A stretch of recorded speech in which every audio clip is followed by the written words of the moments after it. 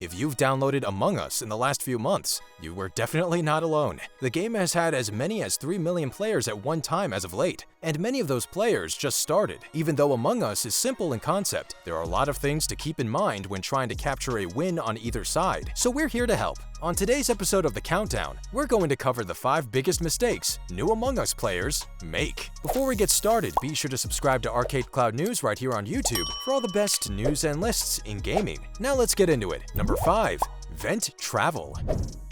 If you're playing as an imposter, your goal will be to sneak around the map and slowly kill off crew members. To help you do this more efficiently, the game lets you travel through vents, allowing you to quickly teleport in between rooms. While this can definitely give you an advantage, if you use the vents irresponsibly, it can quickly give away your identity. It's important to keep in mind that the admin map will show everyone's location anonymously, so if you travel through a vent, crew members might catch your icon quickly teleporting from one room to another, revealing that you're an imposter. And if you're playing with Among Us veterans, it's safe to assume that they have memorized the routes, so think critically about your alibi before your next discussion. Number 4. Look for animations.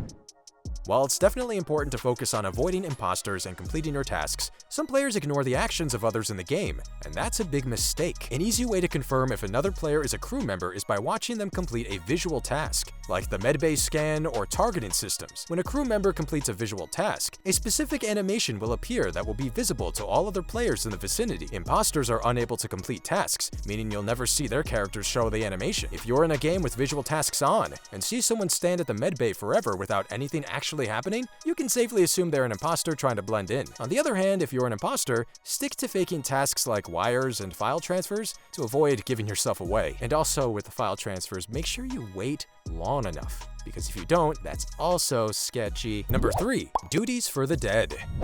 If you're lucky, you'll hopefully be able to get all those tasks done before the imposters sabotage the ship. But if you're an early victim, don't just leave the game. Some players may assume that after you're killed, you should just sit around and wait for the next round to start. This is a huge mistake, because you can actually complete tasks as a ghost. The crew can win the game by completing all of their tasks. Even though you've been killed, you can still contribute towards a win as a ghost. So be a good team player and finish your job even though the imposter takes you out. Unless your teammates wrongfully accuse you and send you out into space to die, then being salty is totally acceptable. Also, if you get ejected early as an imposter, you can still help your fellow imposters by locking doors and committing sabotage from beyond the grave. Number 2. Emergencies.